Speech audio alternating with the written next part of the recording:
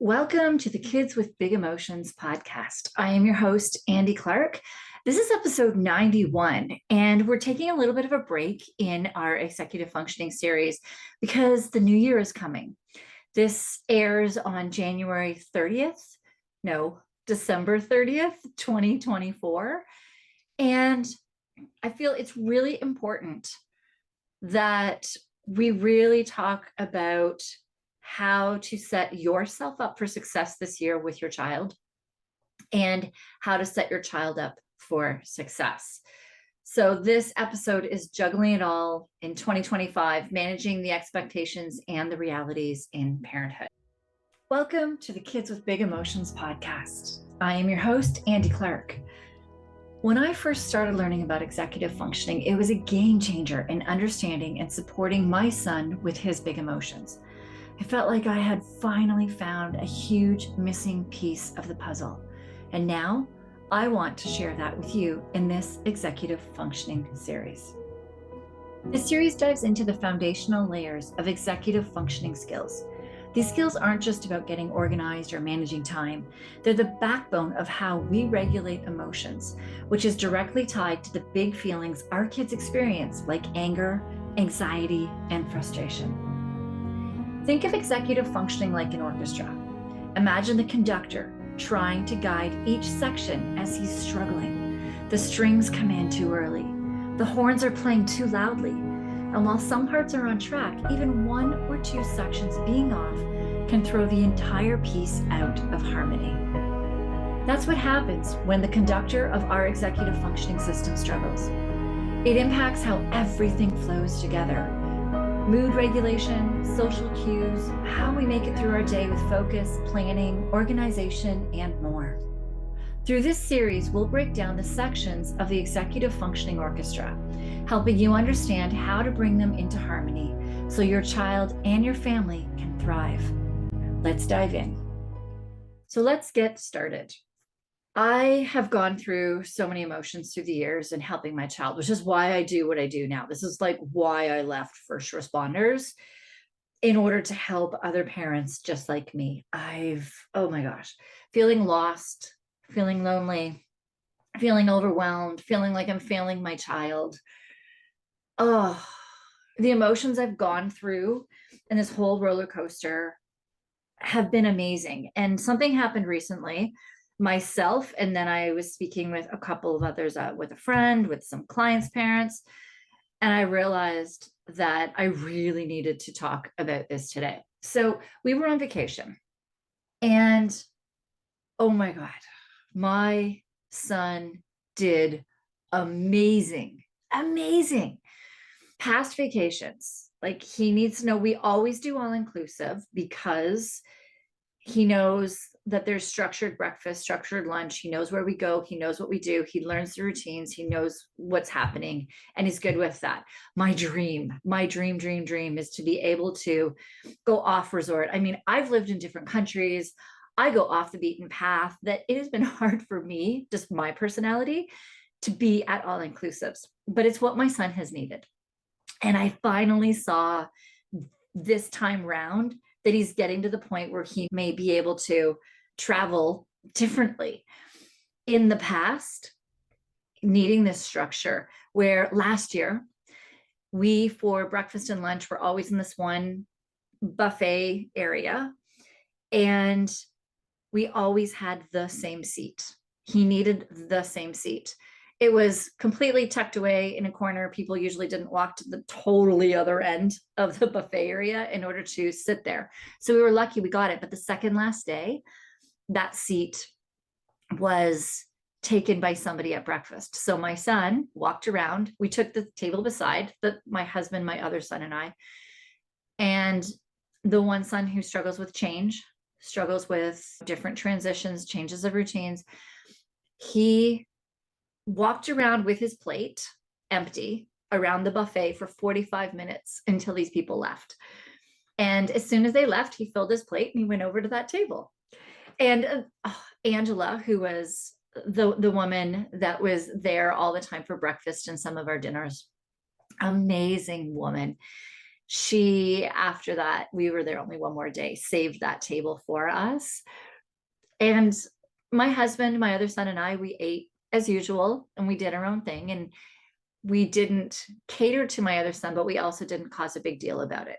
And this is a big thing with cognitive flexibility. Very flexible. This is where inflexible, where this is the table I have to sit. This is where I have to eat. This is where I have to do things. That describes my son to a T. And this is where, too, we get the huge perfectionisms, making mistakes, struggling in public with feeling like he's socially awkward when he's actually a great social kid, but he feels like this, he critiques himself so much. And the meltdowns we would have, I mean, oh my God, the food in Jamaica is amazing. We love all the different cultural foods. We love it. And even by the end of that, he's usually complaining about the food and wanting the things that he wants. It's been enough of different. He wants his regular stuff. And with vacations too, we usually do go off at least one day off resort, off the beaten path. I will usually just follow some Lonely Planet book where we hop in a cab or hop on a local bus and go into the town or the city. So we did do that in Jamaica, and he struggled. He just couldn't wait to get back. There's too much unknown, too much he didn't know about. We didn't know where we were going. We were just wandering around. He didn't know what was happening. And we had to go back a little earlier than I would have liked to our resort. This time around, oh man, he sat at different tables. We were in Cuba this time. Oh my gosh, the beach is absolutely gorgeous. Absolutely gorgeous. Those picture perfect teal blue beaches, lots of sandbars. So there was waves to jump in, but it was only up to like our knees or our hips. So if we fell in it, like there was no worries about undertows and all of that stuff, even though it was quite windy there. Pools were absolutely gorgeous. It was a gorgeous resort. The food in Cuba is not great, if you know that. So I actually did bring a lot. I always bring a lot of gluten-free foods. I bring a lot of gluten-free desserts because he can't usually have the desserts there, and Jellos, all the dyes and colorings would set him off. And usually as well by the end of a week of resorts, just because of the food at times as well, with he might have some dairy and he might have some dyes and coloring, his skin would usually break out. Like I used to have to bring bed sheets with us, and I don't anymore because his system has become so much stronger with us working on a lot of his nervous system, his stress system, his digestive system, a lot of things that all tie in with our kids with big emotions when their skin becomes so sensitive. And he used to just be scratching himself till he was bloody. None of that this time. None of that. He actually had Jello a couple of times and the dyes and colorings didn't hit him.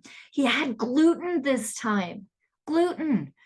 This is a food that he would eat usually a slice of gluten bread, regular bread, and the rage this child used to have right after. And the changes in him have been phenomenal. He adapted to the fact that there was such wind some days. Oh my gosh, we all got sick. He ended up catching some 24-hour stomach bug, puking in a bucket, and didn't get upset. Normally with that, he'd be very short with us. He'd be yelling with us because his stress system is taxed and any small thing would bother him. He was more flexible. I can't tell you. It was just amazing. My husband and I were like jaws dropped going, wow, we got to really see such changes in a year. The flexibility of this child. I mean, he's still not at where my other son is and where I would love for him to get to one day, but the change has been unbelievable. Now, interesting through all of this, these are all these successes. This is all the amazingness. This is all where I'm like, wow, the work I've been putting in is paying off. But there's this flip side. And this is what we need to talk about today. This flip side is where we go through these different stages where we kind of get this initial uncertainty. It's this first phase where we really don't know what's happening with our child. We feel lost. We want to be helping our child. We want to help them and we want to guide them. And we want to, we know if they're having meltdowns, they're having anxiety, they're having these big emotions. We want to be able to help and support and just make everything better for them and for us, because it really does affect our lives as well. And we don't know where to start. So we go through that phase. which was me like years ago. I started actually diving into this 10 years ago, 11 years ago when he was first born. So it's been so many stages of learning, which gets us to the second piece of the partial solutions. So 10, 11 years ago, major skin, worst eczema our doctor had ever seen, like his skin, his sensitivities, projectile vomits, moods, like all of these things, which is where I really started diving into nervous system, into stress systems. This is when I started becoming a sleep and stress coach. Was because I was like, well, I'm going to learn it all because that's what I do. That's part of my neurodiversity is I dive into everything. And that's how I deal with my neurodiversities is I dive into everything full tilt, which is so I became this sleep and stress coach because I was like, what is going on with my child? His whole stress system is taxed. His gut is taxed. I started diving into deep gut, finding all kinds of gut specialists to help him with all of these food sensitivities he used to have. Like he couldn't have regular formula. I couldn't breastfeed him because everything I didn't even know, like I was gluten and dairy free, but there was other things too that I was eating that were irritating his gut. He had to go on hyperallergenic formula. The struggles that this child had from birth were unbelievable that I started diving into all of this. I'm like, this is it. This is the end solution. And it's so frustrating when we are working so hard on one aspect and realizing, oh my gosh, yes, this has been amazing. Yes, this has made a huge change. Like our doctor at 6 years old, I brought my son in and he's going through his body going, it's gone. That eczema is gone. That was the worst I'd ever seen in a baby. And he could see still some scars and stuff, but his skin issues were gone. Digestive issues really hugely changed, which working to this year, as we're seeing, because we're continually working on more of his gut, more of his health, more of his stress system, he's eating gluten now, right? Like just fascinating. He's not 100% gluten, but he had a 6-inch sub like 3-4 weeks ago and was perfectly fine after. No meltdowns. Life normally after he'd have something like that, his system would get so taxed that the smallest things would set him off in our house. Nothing. He was perfectly fine. He was a great human being. So it's just fascinating that all of this work, yes, that was one piece of the puzzle, but it was really hard when I started realizing that there were other things happening. And I was like, why is he still struggling with being overwhelmed? And why can't he play sports? He's very highly athletic. Why can't he play sports? Group sports. He would start getting mad. He would get pissed. Perfectionism would rule him from thinking that he had to be perfect and score a goal every single time he kicked a ball towards the goal. He felt that because of how much he takes in and notices a child going after the same ball as him, he would go, you just hit me 26 times and like literally push the kid or kick the kid and start a fight. All of these things were still happening. And I'm like, oh my gosh, okay, what are these pieces? And I realized it's a whole puzzle. And I became overwhelmed. And there's so much information, realizing that there's multi-factors. There's executive functioning, there's nutrition, there's sleep, there's stress, there's traumas. And so I was already a nutrition coach. I've been a nutrition coach for over 30 years. I've been in the health industry for over 30 years. I've worked background like massage therapy, nervous system regulation. So going into being a sleep and stress coach and then working with responders, I became a trauma-informed coach. I got that other piece. And some of that worked a bit with his perfectionism, but there was still another piece. And that was when I got into executive functioning that I was like, oh my gosh, this is another huge piece of this puzzle. And it was affecting his schoolwork. It was affecting what he could and couldn't do. He could like so advanced in math, but can't get the answers on paper, executive functioning, but also causing outbursts because you have the perfectionism. He's masking it. He's hiding that he can't do those things. You have the sensitivities to sound and just all of these things, in the not being able to stop himself from hitting and shouting and yelling at people, the cognitive flexibility, just not being able to get himself organized to go out of the house, all of these things, executive functioning, which was another stress piece. So it gets so overwhelming, right? So we go through these stages. We go through this uncertainty. Oh my God, what's going on with my kid? Through a lot of this, we're still feeling like we're the only one that is going through this because other people are like, well, why don't you just do this with them? Why don't you just tell them what to do? And they should just do it because that's how old style parenting was, right? And we get like to where we start getting one solution. We're like, yes, this is it. I'm on this solution. This is going to work for them. And then you realize that it helped for a bit, but it didn't help with everything. And then you find out more pieces and you get so overwhelmed with the information. You're like, oh my gosh. Then this is the stage that I just realized that I was at in this past year, where I have my kids home. I have them homeschooled. I'm running my own business. Because of my husband's job, I often solo parent. He works 6, 7 days a week, and crazy, it's his days off that he's actually working often 10, 12, 15-hour days, sometimes longer. So I'm often solo parenting. While I'm trying to do all of this stuff, I'm also constantly studying because I'm taking new courses as I'm learning more pieces of this puzzle. And because I'm coaching other kids, I'm like, oh, this was a thing with this one child that I'm working with that my son didn't experience. So let me go down a deep dive rabbit hole and take a course in that. That's just who I am. So I'm constantly taking courses, constantly learning. And I put this self-imposed pressure on myself that, okay, now I have these answers. Now I know how to solve things. Now I have to do it like yesterday. I need to do all of this now. I need to address all of these issues immediately. And you start burning out. You start feeling like you're inadequate as a parent. I have questioned myself so much in this past year I've not questioned. I've actually totally, the statement has gone on in my mind that I am failing my children. I'm like, I'm spending too much time in the office. Like right now I'm up here recording podcast episode and I'm not downstairs with my kids while they're doing their work, which they do courses that other people, I don't teach the courses. It's all courses that other people have created or are teaching, and they go through them, but I'm not double checking their work. I'm not making sure they're actually putting in the effort. I'm not helping my one child with his struggle of being able to write out all of his math. I've just basically, honestly, given him math stuff that is done in a way that his brain works without him having to show his work for now, because I couldn't add it to my plate and I felt like a failure. I have been down on myself this whole year thinking, I teach this. I work with other people's kids. I should be doing better for my children. I should be doing more with them. And it's normal to feel this way. This is such a cyclical journey, and it is such a common experience with parents.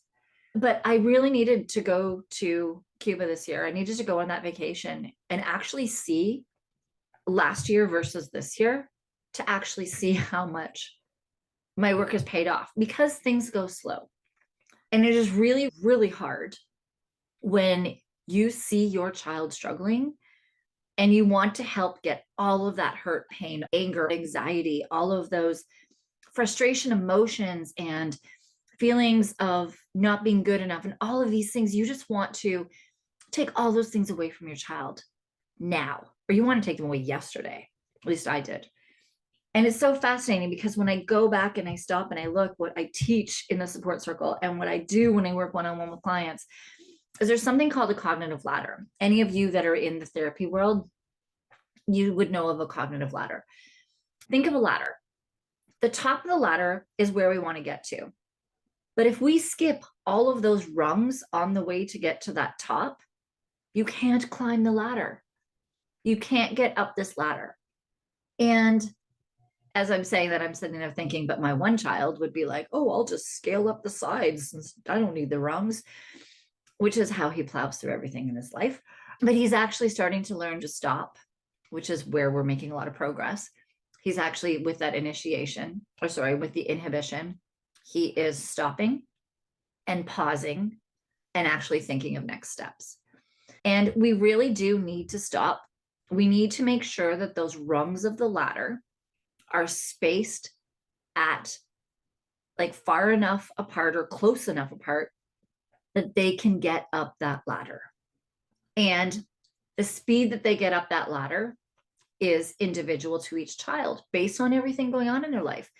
Yes, if I fully just homeschooled my kids, and if my sole focus was taking all of these things that I do with my clients and implementing them in a more structured way. It's so funny because it is so different what you do with your kids than you do with other people. I'm like, oh, I know all this. I don't need to build up the plans that I would for a client.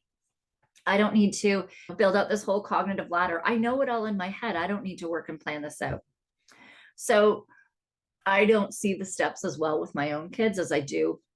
I see the progress that I do with the clients that I'm working with, and that I see with the kids in, like, the parents in my sports circle that are actually going through the program the way that I have it laid out that I do with my clients. I don't always do that with my kids, and we don't, right? And yes, there are some things too that would be best if I could farm it out. That doesn't sound right. Just have my one child with an executive functioning coach, but I have not, he won't do it online.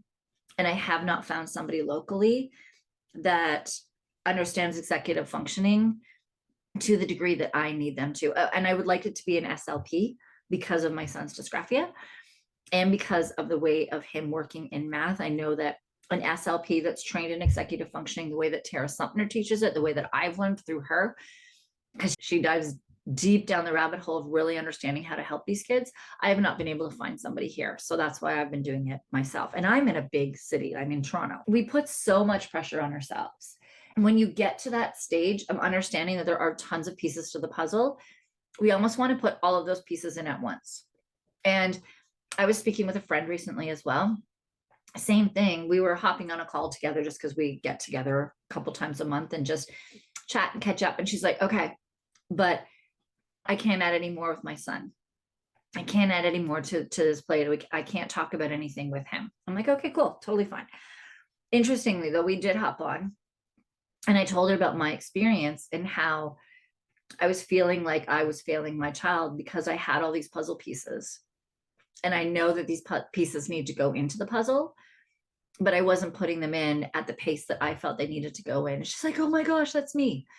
Right? She resonated with that so much. And so I started mentioning this to some other people, and they were saying that they were the same. So my goal for today is to really help you understand that we need to focus on one piece at a time. I mean, I've been in the health and wellness journey. I've been a coach for 30 years. I've coached health and wellness and lifestyle, nutrition, all healthy habits, sleep and stress, working with first responders. All of these things, we have to really consider what is going on in somebody's life.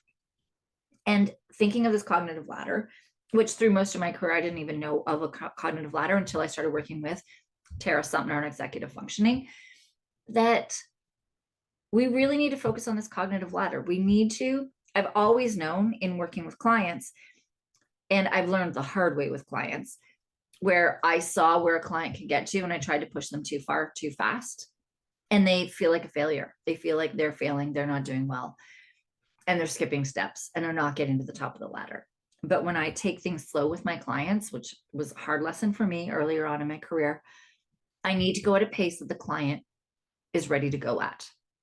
Even though I'm sometimes sitting here thinking, whoa, like we do this with our kids. You have so much potential. You can do so much. The thing is there's different pieces of their brain that may not be able to be there yet. But there's certain parts of their brain that do have that potential. And we need to catch all of the pieces of their brain up, all of the pieces of their system up, all of the pieces of their stress system, their nervous system, all of these things, their digestion, hormones. We need to make sure that all of the pieces are all linked together sometimes before they can get to that end piece, before they can get up that ladder. And we have to go at a pace that works for them. They are the one doing the work. They are the one that have to implement everything, that have to, get the results. We're on the other end, not having to do all the work that they're doing, where we're changing neural pathways in their brain. We're changing the way that their brain thinks and learns. We're changing the way that maybe their body moves, their body feels, their body thinks. Those are things that take time for anything, for somebody to just start going to the gym. There are so many brain functions in order to do that if you overcomplicate it, this is where when I was in the gym, I would not take on somebody that wanted 5 days a week because I was like, no, because that's an all or nothing. You need to start slowly learning how to incorporate this easily into your life, which could be 7 days a week, but not like full hours with me. It could be that the other days you're waking up and doing one like a walk around your block. So you're getting used to doing things slowly at a slow pace that are not taking up 5 to 7 extra hours in your time, plus getting to and from the gym. What will happen is you're like, ooh, too much, too fast. It's totally disrupted the way that I do everything in my life, and I need to stop. And it's just so hard as a parent when we see how much our child is struggling, and we see that they don't have to struggle. We see that we start having the answers and the tools, and or we can get them into the right people, and we want to get them into all of the therapies and all of the things that we know that they're going to need to help. Thing is, if we get them into too many of them, it becomes so overwhelming for them and they struggle to make progress in any of them. So it really is about slowing things down and really giving ourselves that compassion. And I'm going to stop you and say right now that you are probably doing more than you even realize. And it is okay to not have the answers immediately. I'm going to say that again. Most often, parents are doing more than they realize. I look back at this last year and I actually see all of the things that I have done with my child on executive functioning and working on so many different executive functioning pieces, all the base foundational pieces. And I'm seeing how now the log skills and the flame skills, the skills higher up, are all starting to click in with him. And it's all paying off that maybe it's a good thing that I didn't have the time to push him and go as fast as I really truly wanted to, because we may not have made as much progress. But I do look back and I realize that I did actually do more for him than I thought once I really stopped. And we were walking down the beach one day with my husband, and I started really going over all the things I have done for him this past year. Like, whoa, okay, that is a pretty long list. I didn't realize it because we get so focused on the end goal that we miss all of those steps. And it's super important to acknowledge all of those steps. We're going into 2025. So things that I would suggest is really identifying and prioritizing. I'm saying this, but it's not always the right answer. So I'm going to give this caveat that the most pressing issue and address that first. So I have the intake form. I actually have a smaller one that I'm making up that's not as overwhelming. So I'll put in that intake form in this, make myself a note to add that intake form add. So I'll add that to this. I have an intake form. And when you go through those questions, there's going to be all kinds of questions that could be causing big emotions in your child. And the thing is you might tick a whole bunch of them, and some of them might not affect your daily life at all. And you're like, well, they're part of my child, but I don't think these need to be addressed. And then there's going to be some that are glaring.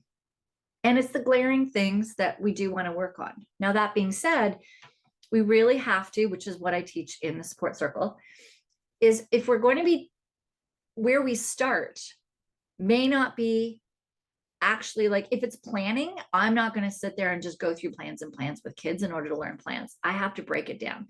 I have to go down to more of the foundational layer pieces that are required and needed. If it's something too with a child's stress system, the tools that a child needs to get out of a stress state in the moment on their own, they most likely can't do that. We need to start working on tools when they're not in a stressed state. So sometimes we do have to start a little bit differently as to where you would think. Because if you ask a child to breathe when they're in a crazy stress state, quite often they can't stop and switch their breathing. They need a lot of support and guidance from you as the parent to get there until they can eventually do that. And my son's been doing it recently. There were times on our vacation where his whole demeanor got stressed, and you could see it. And you could see that he was ready to explode. And he stopped himself and he took a breath. And he calmed the way he said something and then told us it in a different language, so like in a calm, and we were calm tone of voice, calm language, and we were able to talk it through, which is where we want to get our kids. It's where we want to get us as adults as well. And it's just fascinating that he can do that now, but we did not start there. We actually started in what to do outside of that stress state to start building up his stress system so that he could actually implement the tools during the outburst. So it really is so different with the kids.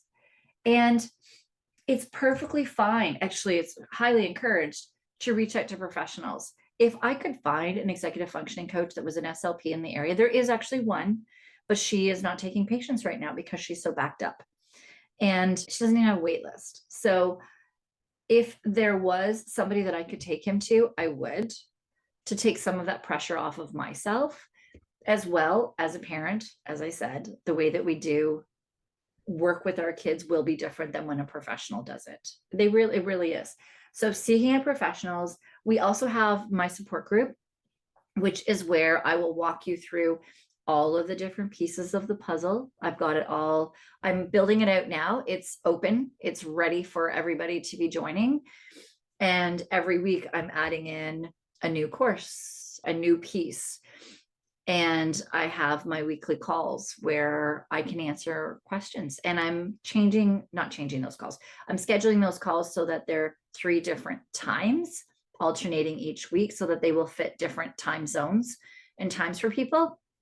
And if you can't make it, you can just ask your question ahead of time in the group and I can answer it for you on the call, or I can answer it for you in the group. So there's lots of ways to get your questions answered that don't need to be done in real time. You'll be surrounded with other parents as well, where you're not going to feel lonely. You're going to see what's happening. You're going to learn what other parents are doing that's working for their child. Will that work for yours? Maybe, maybe not. Thing is you might have 5 or 10 different parents telling you what they do for the one situation. You can go, ooh, that one I want to try. So this is the great thing, is when you are with community as well and not managing it all on your own, you are able to get the support. You're able to get the moral support. You're able to get the educational support, the knowledge, the steps, the guidance and stuff, which is all that we do have in my support circle. And really just being able to share experiences with one another is huge, to just really not feel alone, and to keep having those reminders that we have today that you don't have to juggle it all, that you do need to slow it down sometimes, and you are doing more than you probably believe that you are doing as a parent. So with many parents, we are in this journey together. It's okay to seek and offer support within any community. I'm in a bunch of free Facebook groups for 2E kids, with twice exceptional kids, gifted kids. There's a lot of parents in there. My support group is very specific to that, really just offering support within communities. And really celebrate your dedication and the love that drives you to seek the best for your children. Now, there are times where parents feel guilty if they need to pause because they're burning out because of everything that's on their plate. And just having that community support to say, no, it's okay. It's okay to give yourself a break. It's also okay to give your child a break. If you feel that your child has been seeing so many different therapists and different things, and they just need a break from it all for a little bit, that's okay. Progress comes when we're able to implement what we've been learning. And sometimes if we're constantly seeking education, if we're constantly going to therapy where we have to keep working on things, it's sometimes not able to implement those things. So it is good to take those breaks in between for you and for your child, and really celebrate your dedication and that you really want the best for your child. Really, we all want to hear your stories. We want to hear your success stories. We want to hear the positive outcomes. We want to hear where you're struggling. We want to hear where you need support and guidance. With all of us, what we do have in common as parents is our persistent, compassionate efforts. And it can be frustrating as heck when you're being persistent with the school to get support on their IEPs, when you're not receiving compassion, empathy, or understanding back. It's so tough. And having that support for that, having a space where you can talk about that, where people that understand completely what you are going through, or may not understand everything you're going through, but understand enough to know that what you're going through is tough and frustrating and hard and overwhelming. And at the same time, it can be so rewarding when you see these glimpses and glimmers of progress with our kids. And we want to be able to celebrate all of that. So let's go into 2025 with a mindset that progress comes in small steps that are achievable for your child and for you. Everyone has different things going on in their lives, and what is going on with each of our children is specific to them. Everyone's journey is their own. The less pressure you put on yourself, the more successful you will be. So for 2025, come and join our support group. Come in for a few months if you need, come in longer, come in for a year, come in for years. It's completely up to you. We are here to support you and give you that community that I know I wish I had earlier on in this journey with my son, and that I had to build on my own with friends and other people that I knew were going through this journey. And that's what the support circle is. So I hope to see you there. I would love to hear your stories about what your plans are for 2025, how things went for you in 2024. And I'd like you to really stop and reflect on all that you did do for your child in 2024. Make a list and see it for yourself so that you can truly see how much effort and time you have put into helping your child. And know that if they've made it up the first step in the ladder or a couple of steps, congratulate yourself for that. Getting a child with really big emotions, with so many pieces needed to be helped in this puzzle, up one step in a year is a huge success. So celebrate every single success. And I would love, love, love to hear them. So email me, support@andiclark.com, ANDICLARK.com. Email me. Let me know your support, your success. If you don't have somebody to tell them to me, I would love to hear them. All right. Go kick butt in 2025. Keep it simple.